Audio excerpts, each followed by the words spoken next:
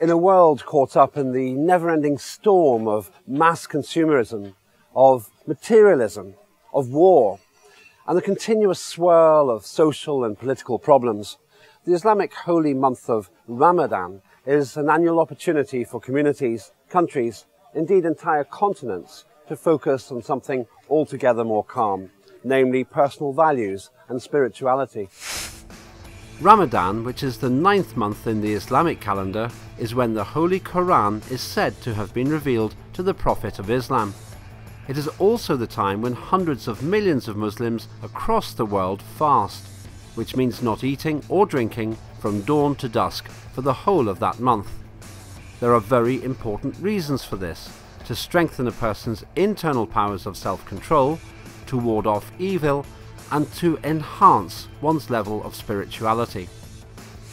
But to what extent has the practice of such spirituality been lost in preference to the worship of things like money and wealth? How spiritual do people in the West actually feel? And what would change if there was a greater emphasis on spiritual affairs in our Western human existence? These are the simple, if profound, questions we set out to answer. And we began by asking the public how spiritual they did feel, and how that spirituality, or its absence, affects them in their daily lives. Here are the interesting and very varied answers they gave us. Are you spiritual, and does your spirituality, or maybe your non-spirituality, have any bearing on your daily life? No, I don't think so. I'm not spiritual in that sense at all. I'm not a church goer or anything like that, although I'm not adverse to either way. I'll just sit along in the middle there, I guess. I'm not a spiritual person. I come from a Christian sort of C of E background, my family are, but no, and it doesn't impact on my life, I wouldn't say. Are you spiritual or you're not spiritual? Does it affect your daily life? I'm not particularly spiritual, but my girlfriend is always trying to make me more spiritual, but I don't actually know what it means when she's saying it to me. She's saying, I need to become more spiritual. She says it to me all the time, but well, maybe one day I will become a bit more spiritual. In a very subtle way, it does affect my daily life. I consider myself spiritual. I was educated by Benedictine monks, and actually, although that was a Catholic upbringing, I don't consider myself a practicing Catholic. My spirituality is more spiritual than religious. I think I am spiritual, and then it does help me actually, because what happened, you know, everyday commute or the stresses you have on a daily basis, or what I do is, you know, in the evening I just, not spiritual in a religious sense, but spiritual in a sense, you know, giving some time to myself and, you know, thinking of the stresses of the day. So those are the varied views of the public.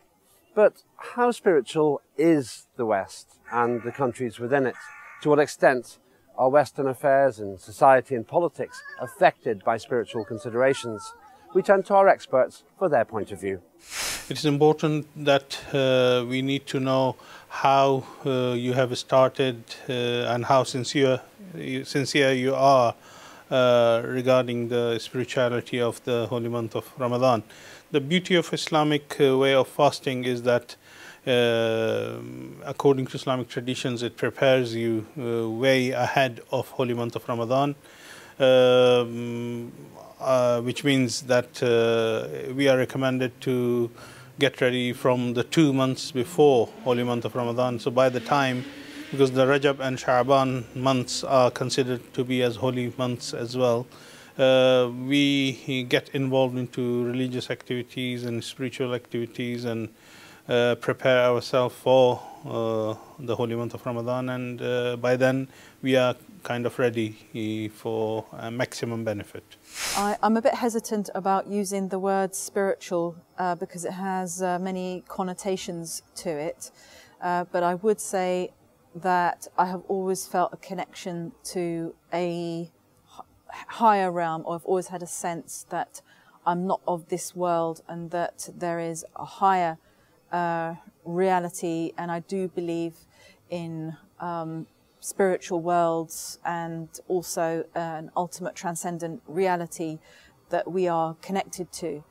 So I've tried to cultivate that throughout my life, and I do feel very affected by the materialism or the materialistic mentality of the world that we have today. I feel that there's a lot of hard-heartedness and that man isn't really reaching his potential that he could reach, and that perhaps our values are, becoming increasingly inverted, or, the wrong way round. And this isn't just the West, it's starting to spread around the world. Very interesting perspectives, which lead directly to another, perhaps even bigger question. To what extent does Britain see itself as a spiritual country? And if it has lost some of its spirituality, what has been at the cause of that loss? We asked the public for their point of view. Do you think Britain's become more or less spiritual? I think Britain's always been spiritual. You've got Christians here, you've got people of Islamic faith, you've got other religions as well, of course. So I think it's always been. I'm not sure whether you probably have more people sort of leaning towards the atheist section nowadays, but I think it's always been a religious country. I just think with everyone's hectic lifestyles, no one really has a chance to connect with their spiritual side of things, because they're too busy paying bills and going to work and stuff like that. There's not really much time in this day and age. Do you think that Britain's become a less spiritual place over the last years or century? I think it has over time, but I think as we've seen more immigration and different cultures kind of become integrated into the UK, I think it's something that's actually become more widespread over probably the last decade. I'd like to say maybe 75% of the population is spiritual, but it's just what you notice in the areas that you live in, really. I think it's more spiritual than not, but not as strong as it was before. I think it's more unkind because it's less spiritual. I know it's potentially a hypocritical stance I'm taking, but I don't think it's a particularly spiritual place, and I think it's becoming more unfriendly. So some members of the public at least don't put spirituality at the top of Britain's agenda. We asked our experts if there was evidence to indicate the trends in terms of Britain's spirituality and what might be causing those trends. Here's what they said. It's not the problem of Britain only. I mean, as a whole, the whole world, the Western world, is losing spirituality, and they are not spiritual anymore, because I believe that the world has become more involved into materialistic lifestyle, and less concerned about spirituality. Although when you migrate and go to other countries, like Britons who went to Australia, New Zealand, or America, or other places in the world, you would find them more religious and more affiliated to spiritual and Christian values. Although in those countries, because it has been centuries that they have been living there, it is vanishing as well. Yes, I mean, spirituality has really gone down to the drain in the Western world, and that's why many Western people are looking elsewhere for spiritual gain.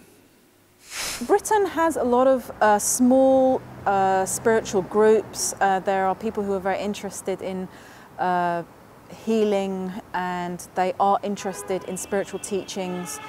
They're very keen on the issue of peace. But Britain has really lost its, I would say, initiatic tradition. So although it has a sort of a loose amalgamation of different types of spirituality, these are not really any longer rooted in, I would say, in an authentic spiritual path. So if spirituality is not consistently at the top of everyone's agenda, then what is? In other words, do we obsess too much about things like money and material possessions? Here's the view of the public. And some people say that society and politics are too obsessed with money and wealth and materialism. What's your take on that? I think that's probably the case. I think the fundamentals of society is all about happiness and well-being and that type of thing. And yeah, we have become a very materialistic society, and that's I think the pressures for the young to have everything very early on is something that we should all be aware of. Oh, most definitely. I mean, if you think of, for example, in this country, the beginning of the labour movement and how that was founded with the foundation of the welfare state and the NHS, that wasn't about money, that was about looking after people and making sure people had a decent quality of life. And I think with, you know, the Andy Warhol thing, everyone's got their 15 minutes reality television, people think they have a right to be a celebrity or whatever. And so the quality of life isn't about money or having a new dishwasher or a fast car. Quality of life is about having a community. Do you think that society and politics is too obsessed with money and material things now? I think so, but then again, it's hard. I've been in a situation where work's been quite hard, and I know what it's like to not have money worries, and I know what it's like to have money worries. So money is quite important, whether we like it or not. You know, because it made my life very different when I was struggling for work, you know, so... I think, you know, considering what is happening now, I mean, the demands and then the wishes of the people are actually increasing on day basis, you see. So I think it does, the things are actually, you know, even if you want to be in the politics, you need to have money, or if you want to do something, everything is materialistic nowadays, I think. Possibly, yes. I think that's a fair comment. Not necessarily politics, but a lot of mainstream society. I mean, there's a sort of questionable values on certain things, which is around money and materialism. So, a set of very honest answers from the public. Is there a way of measuring if our society is too obsessed with material possessions and things like money? We put that simple, albeit challenging question to our experts. The society, especially after World War II, was designed to become materialistic, and they designed the society in a way that they became more involved in the materialistic life, and moral values, ethical values are totally vanished and disappeared. So yes, the society, the leaders of the society need to rethink and allow spiritual values to grow. And some countries in Europe are already providing the facilities, and they are more flexible towards spiritual growth of their people. I noticed from when I was young, back in even the 1980s, that there was always a lot of talk about the economy. You know, if there was a talk on the news or in the media, it was always about the economy. And with Margaret Thatcher, even back then as a teenager, I noticed that greed was being promoted as a value in this society. So this society has changed a lot since the 1980s, and we are very much dominated by the material.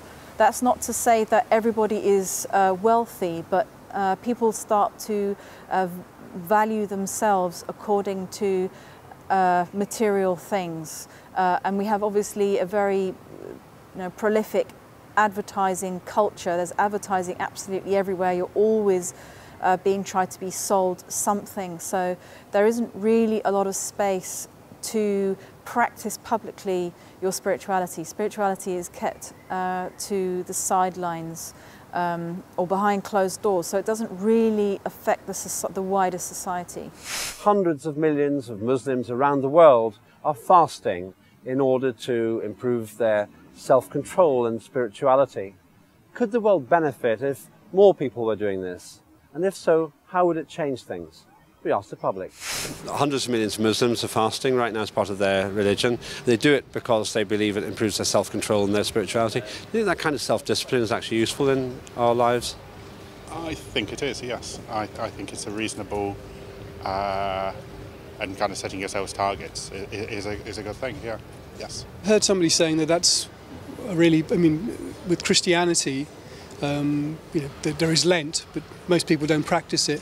Whilst with the Islamic faith, a lot of people will, well, the majority of those will actually follow Ramadan. So that means no fasting from dawn to dusk.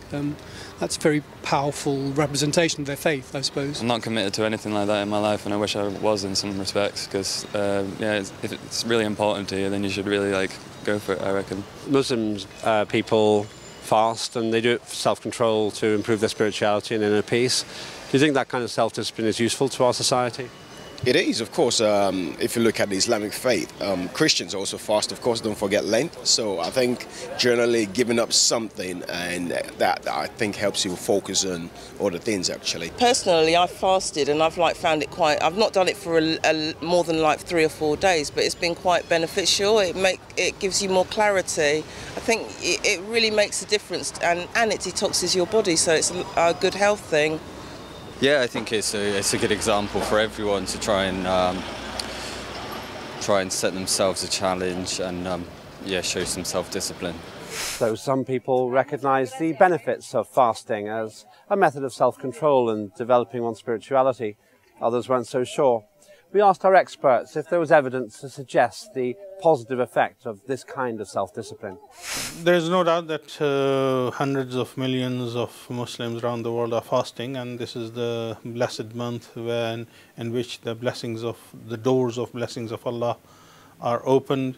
In order to understand the spiritual benefit of this month, I need to give an example. For example, if you take a bird and tie a string on the legs or feet of the bird with a heavy stone and don't let the bird fly, this is how we as a human being are throughout the year, because of the burdens of our sin and the problems that we have in this material world. So God has promised that to release us and let us fly spiritually in this holy month. So we need to take maximum advantage of this month when we are given a bit of leave to fly and take advantage of spiritual benefits during this month of Ramadan. I think everybody, including Muslims, could benefit from fasting. And again, traditionally in most cultures, even as the Holy Qur'an has said, that fasting is something that many societies have engaged in. Nowadays, when people talk about fasting in a secular culture, it's more to do with their physical health. So they're more thinking about drinking smoothies or cutting out carbohydrate, and it's all to do with the body, or else a kind of, again, detached spirituality that isn't really connected to a tradition. But fasting really could be or needs to be an integral part of an entire way of life that is based upon the values of self-sacrifice, self-reflection, self-analysis, and the giving of charity as well. They say that, especially in the UK, Muslims are statistically the biggest givers of charity. So we can all benefit, including Muslims, to reflect upon our weakness as a human being, or our dependence upon a higher power that is giving us our sustenance. Let's now turn to the modern Western celebrations of Easter and Christmas. Do these offer the same emphasis on spirituality, or are they more about buying things and bargains at sales? Here's the honest view of the public. Christmas and Easter, some people would say, aren't really so much about spirituality anymore. They're more about bargains and buying things. Yeah. What's your view? I think it's all about family, really, Christmas. Going back to the original question about materialism, I think we moved away. I think it's all about maybe society should come together a little bit more than what they do already, and I think that's a lesson for us all. I mean, I think it's less of a religious holiday. I'm not sure it's necessarily just about money and bargains. I mean, I think there's a lot of sort of social benefits around Easter and Christmas. Me, for example, at Christmas I sort of go home and we spend family time. It's one of the few times I do that. I think that's true for a lot of people, and similarly at Easter. So I don't think it's necessarily just materialist, but that has come in more and more. And I'm always amazed when you see people queuing up on Boxing Day and things like this. Christmas and Easter used to be very spiritual. Do you think they've just become about buying things and bargains? In a way, yeah, it's lost the religious thing, but I don't think it's a bad thing for it to be still celebrated, even if it is celebrated in a totally non-religious way. As long as it's celebrated, it should be just, even if it's just the season of goodwill. But as I say, sometimes, I remember when I used to go out on Christmas Day, on my new bike, the place would be like a ghost town. Now you can go out on a high road on a Christmas day and it's almost like a normal day. I mean, a lot of the shops are still open and stuff. It just doesn't seem quite the same, you know? Yeah, I think you're the latter. It's about buying things and the loss of that, whatever that spirituality might be. Yeah. I think Christmas, most especially, has become too commercialised, in my own opinion. I think generally why we celebrated Christmas in the past was because of the birth of Jesus Christ, and I think we should always sort of revert back to the main focus as Jesus being the main reason why we celebrate Christmas. And not only that, we as human beings, our interactions, spending time with our family, brothers, sisters, mothers, fathers, you know, that's the whole essence of Christmas. And I think Islam as well, when you have Ramadan and then you have Eid al-Fitr, people come around together and it's that celebration as human beings. So I think we should move away from the commercialism or the materialism of those specific times of the year and actually concentrate on the essence. So those are the signposts from the public about their views on Easter and Christmas. But have those celebrations really become more a question of materialism rather than a question of spirituality? We gave the last word to our experts. That's one of the sad developments around the world, not only in Christianity, Judaism, and it is also this disease is spreading within the Muslim world as well. And basically this is being spread by the so-called corporate world to commercialize everything. They will look for making money out of every event in the world. Within Christianity, Christmas has become commercialized, Easter has been commercialized, and even within Judaism, Hanukkah and other celebrations have become commercialized. And we are in recent years noticing that even Eid festivals and Muslim celebrations are becoming commercialized in the Western world. So this is very unfortunate, and unfortunately it is developing, and we need to be aware of, not only as Muslims, with Christians and Jews, we need to be united together to boost their spirituality and avoid the commercialism. In the UK, again, you know, it's a northern Protestant country with a heavy capitalistic culture.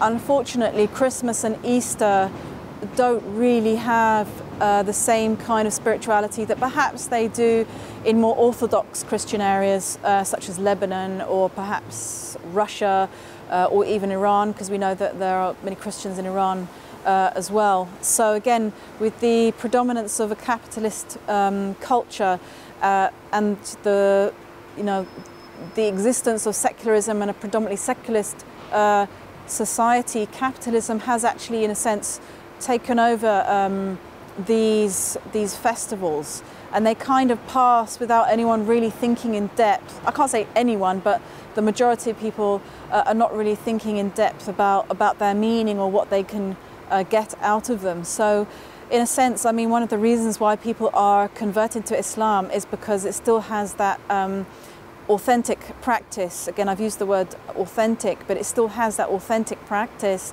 that connects you to the whole original way of being that Islam cultivates in a person, and which encourages us to be connected to a higher reality.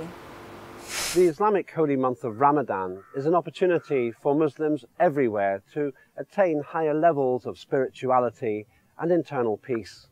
These are qualities that everyone could benefit from, including those who lead in society and politics, if only they were willing to give the time and commitment to give this gentle and profound route to personal enlightenment a chance.